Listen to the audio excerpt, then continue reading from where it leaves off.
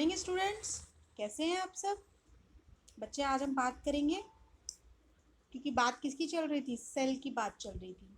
ठीक है, the fundamental unit of life की बात चल रही थी। तो उसी में ही नेक्स्ट टॉपिक है आपका क्या, सेल वॉल। ठीक है, तो मैंने आपको बताई थी सेल वॉल क्या होती है। सेल वॉल इस तरीके का अगर स्ट्रक्चर हम बनाएं तो जो बाहर की तरफ है ये क्या है, सेल वॉल है। यानी कि सेल वॉल किस में मिलती है बच्चे, प्लांट में मिलती है। ये किस में मिलती है, सेल वॉल प्लांट में।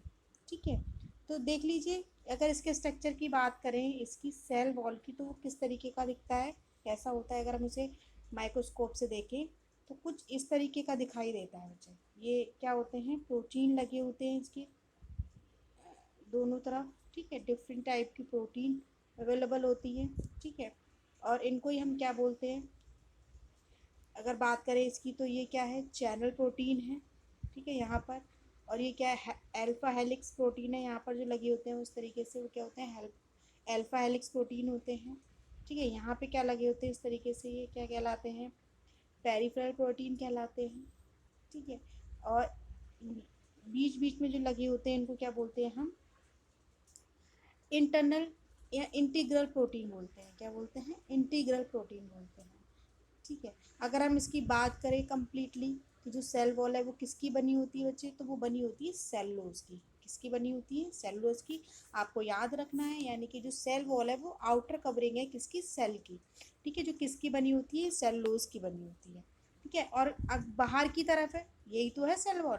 तो क्या करेगी ये, it provide structural strength to the plant, मतलब एक स्ट्रक्चर देगी और क्या देगी, स्ट्रेंथ देगी प्लांट सेल को। ठीक है, when a living cell loss water there is shrinkage of content, यानी कि लिविंग सेल में जब वाटर इससे क्या हो जाता है, लॉस हो जाता है, तो कैसी हो जाती है, श्रिंकेज हो जाती है, मतलब सिकुड़ जाती है cell away from the cell wall. यानी कि जब वो सेल से बाहर आ जाता है वाटर, तो कैसी हो जाती है, श्रिंकेज हो जाती है, मतलब सिकुड़ जाती है। This phenomena is known as, या this phenomena is called plasmolysis. इस फिनोमेना को हम क्या बोलते हैं, प्लाज्मोलिसिस। इसमें क्या होता है, जो सेल के अंदर का वाटर है, यानी कि जो ये वाटर है ये क्या हो जाता है, इसकी बॉडी से बाहर निकल जाता है। इसी प्रोसेस को हम क्या बोलते हैं, प्लाज्मोलिसिस बोलते हैं। ठीक है, the cell wall permit the cell of plants, fungi and bacteria to with then very dilute hypotonic external media without brushing. यानी कि मैंने आपको बताया था हाइपोटोनिक कंडीशन में क्या होता है, तो वही यहाँ पे आप याद करिए कि हाइपोटोनिक कंडीशन थी तो उसमें क्या हुआ था, तो वही यहाँ पर होता है।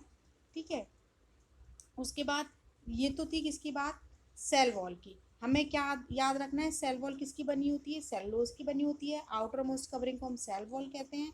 ये अगर प्लांट में बात करें तो उसे सेल वॉल कहा जाता है। यही अगर एनिमल में बात करें तो उसको सेल मेम्ब्रेन कहा जाता है। अगर हम प्लांट में बात कर रहे हैं तो किसकी बनी होती है, सेलुलोज की बनी होती है। क्या करती है, इसका फंक्शन क्या होता है, तो ये एक स्ट्रक्चर प्रोवाइड कराती है और किसमें हेल्प करती है, प्रोटेक्शन में। यानी कि किससे बचाती है ये, जर्म्स एंड बैक्टीरिया से। ठीक है, बाहरी चीज़ों से उसको प्रोटेक्ट करती है, किसको, सेल को। ठीक है, उसके बाद नेक्स्ट है आपका क्या, न्यूक्लियस। ठीक है, जो कहाँ पर होता है, सेल की बिल्कुल मिड में होता है। कहाँ पर होता है, बिल्कुल सेंटर में होता है। ठीक है, जिसको क्या कहा जाता है, ब्रेन ऑफ द सेल भी कहा जाता है। ब्रेन का माइंड मतलब, ब्रेन मतलब क्या होता है, माइंड, जो कहाँ पर है, बीच में है। ठीक है, तो यही क्या है, एक न्यूक्लियस है। अगर न्यूक्लियस के हम स्ट्रक्चर की बात करें, जो मैंने अभी बता दिया कहाँ पर है, सेल है। अगर इसको देखें हम सेल न्यूक्लियस को, तो किस तरीके का इसका स्ट्रक्चर दिखाई देता है बच्चे, इसका स्ट्रक्चर कुछ इस तरीके का दिखाई देता है। मैं आप बता रही हूँ, आप एनसीईआरटी में इसका डायग्राम देख लेंगे। ठीक है, तो ये जो है क्या है, ये क्या कहलाते हैं, न्यूक्लियर पोर कहलाते हैं। ये क्या कहलाते हैं, न्यूक्लियर पोर कहलाते हैं। ठीक है, इसके अंदर ही क्या होते हैं, क्रोमोसोम्स, या क्या कह सकते हैं हम, क्रोमेटिन फाइबर्स, जिसे हम क्या बोलते हैं, क्रोमोसोम्स बोलते हैं, क्रोमेटिन बोलते हैं। क्या बोलते हैं, क्रोमेटिन। ठीक है, उसके अंदर ये क्या है, ये न्यूक्लियोपोर है। क्या है ये, सॉरी न्यूक्लियोपोर नहीं, न्यूक्लियोलस। क्या है ये, न्यूक्लियोलस। न्यूक्लियोपोर क्या थे, ये थे जो पोर जैसा स्ट्रक्चर है, इसको हम क्या बोलते हैं, न्यूक्लियोपोर बोलते हैं। और ये जो बीच में है इसके, ये क्या है, न्यूक्लियोलस है। उसके बाद इसके अंदर क्या, जो लिक्विड जैसा सब्सटेंस होता है उसको हम क्या बोलते हैं, जैसे ये जो है, तो इसको हम क्या बोलेंगे, न्यूक्लियोप्लाज्म बोलेंगे, ठीक है। और जो इसके बाहर की तरफ है ये क्या कहलाएगा, न्यूक्लियर एनवलप कहलाएगा, ठीक है बच्चे। समझ में आ गया, जो पोर जैसा स्ट्रक्चर है उसे क्या बोलेंगे, न्यूक्लियोपोर।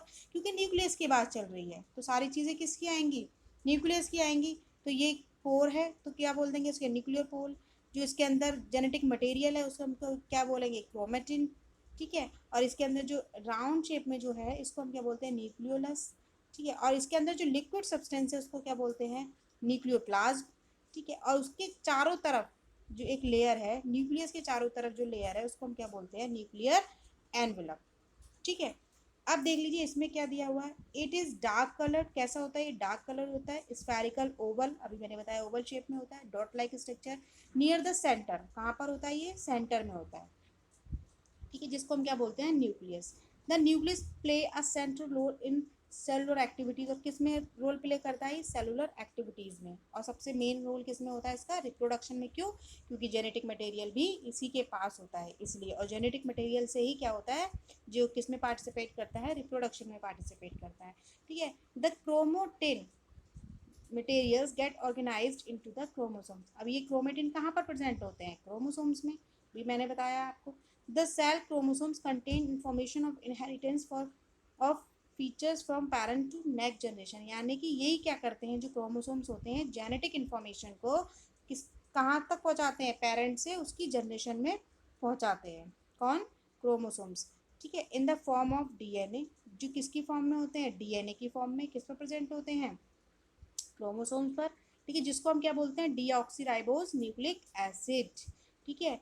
एंड प्रोटीन मॉलिक्यूल्स, और क्या प्रेजेंट होते हैं, protein molecules. The functional segments of DNA are called gene. यानी कि इस डीएनए पे ही क्या प्रेजेंट होते हैं, सेगमेंट, जिनको हम क्या बोलते हैं, जीन्स बोलते हैं। देख लीजिए बच्चे, इसको ऐसे समझ लीजिए कि ये तो क्या हो गए आपके क्रोमोसोम्स हो गए, जो कैसे होते हैं, पेयर की फॉर्म में होते हैं, ठीक है। इन्हीं पे ही क्या होता है आपका डीएनए होता है, ठीक है। क्या होता है, डीएनए इस तरीके का स्ट्रक्चर होता है, किस तरीके का स्ट्रक्चर होता है, जिससे ये क्या है, ये तो हो गए क्रोमोसोम्स, ठीक है, जो कैसा होता है, डबल होता है, ठीक है। इसी में ही क्या प्रेजेंट होते हैं आपके डीएनए, ठीक है, इस क्रोमोसोम पर। और इसी पर ही क्या प्रेजेंट होते हैं, जीन्स, ठीक है। ये जो इन्होंने लास्ट में बोला, फंक्शनल सेगमेंट डीएनए और कॉल्ड जीन्स, ठीक है। जो फंक्शनल सेगमेंट है इनको ही हम क्या बोलते हैं, जीन्स बोलते हैं। यही क्या करते हैं, जेनेटिक कैरेक्टर्स को ट्रांसफर करते हैं एक जनरेशन से दूसरी जनरेशन में, ठीक है बच्चे।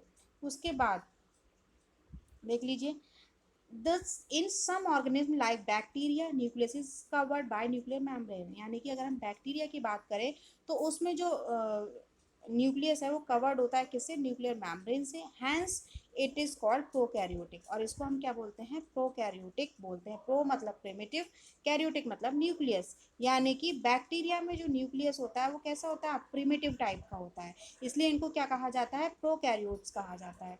The organism with cell having a nuclear membrane. और इसी यही सेल क्या रखती हैं, एक न्यूक्लियर मेम्ब्रेन रखती हैं, जिसको क्या बोलते हैं, यूकैरियोट्स। यानी कि ऐसे समझ लीजिए, प्रोकैरियोट्स और यूकैरियोट्स मतलब का क्या मतलब है, प्रो मतलब प्रिमिटिव, यानी कि जिसमें जो न्यूक्लियस है वो कैसा प्रेजेंट हो, फॉल्सली प्रेजेंट हो, तो उसे हम क्या बोलेंगे, प्रोकैरियोट्स। और यूकैरियोट्स मतलब जिसमें यू मतलब ट्रू, जिसमें ट्रू न्यूक्लियर प्रेजेंट हो, ट्रू न्यूक्लियस जिसमें प्रेजेंट हो, उसको हम क्या बोलेंगे, यूकैरियोट्स, ठीक है बच्चे। ये देख लीजिए, ये डिफरेंस हो गया।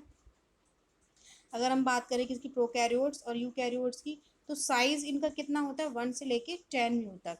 और अगर हम यूकैरियोट्स की बात करें तो इनका कितना होता है, 5 to 500 म्यू एम तक, ठीक है।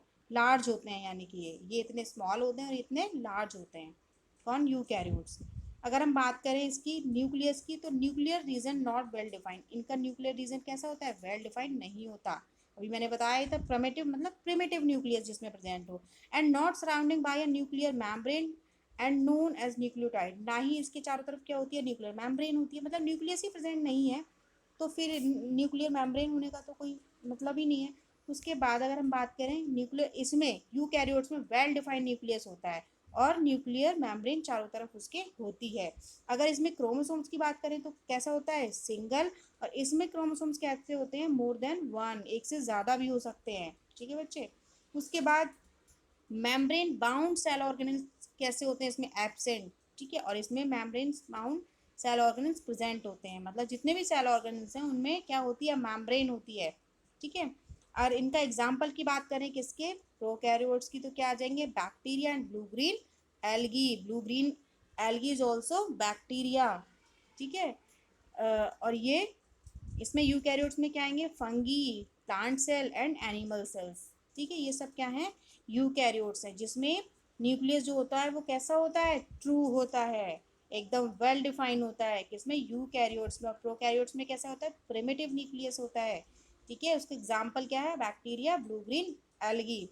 बच्चे बस आज के लिए इतना ही, बाकी बात करेंगे नेक्स्ट वीडियो में। Thank you and have a nice day, bye bye, take care.